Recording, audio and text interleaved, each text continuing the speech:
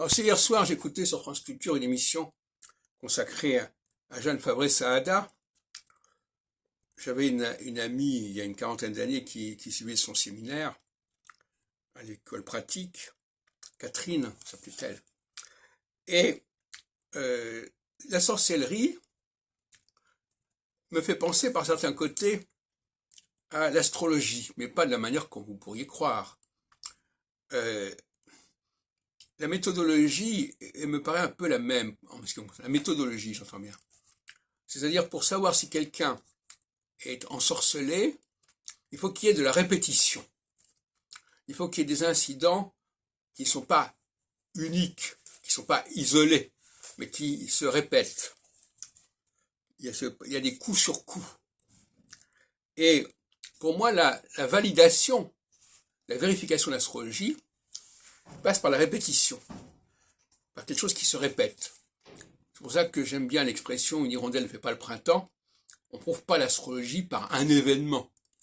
On prouve pas l'astrologie par une succession d'événements, et donc par conséquent par une durée. Et beaucoup d'astrologues aujourd'hui ont beaucoup de mal avec la durée.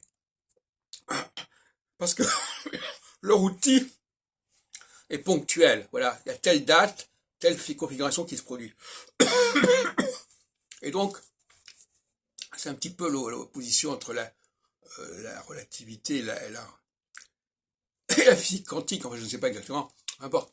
Mais l'astrologue ne sait pas gérer la durée. Il est mal à l'aise avec la durée. Alors évidemment, il y a les gens qui sont nés sous tel et tel signe, mais ça, beaucoup d'astrologues savants, sérieux, disent non, moi je ne m'intéresse pas à ça. Donc ils veulent quelque chose qui soit pointu, qui soit précis. Et pour moi, c'est complètement, ce n'est pas souhaitable cette façon de faire. Hein.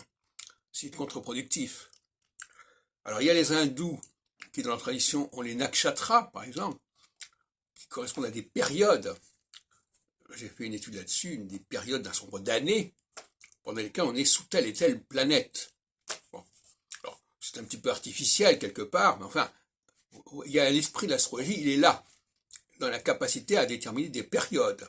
Eh bien, aujourd'hui, l'astrologie contemporaine est incapable de déterminer des périodes. Et où les seules périodes qu'elle serait capable de déterminer, à la limite, c'est le passage d'une planète dans un nouveau signe. Comme l'autre jour, il y a eu un colloque, il y a quelques mois, pour l'entrée de Pluton en Verseau. Bon. Mais en tout cas, là, il y a quelque chose quand même qui montre bien que les gens recherchent la période. Mais beaucoup d'astrologues n'aiment pas l'idée d'une planète dans les signes, ça leur paraît pas sérieux. Ils préfèrent dire, voilà, il y a une conjonction de telle et telle planète, etc. Ça leur paraît valable. C'est un peu l'héritage d'André Barbeau que je combats complètement.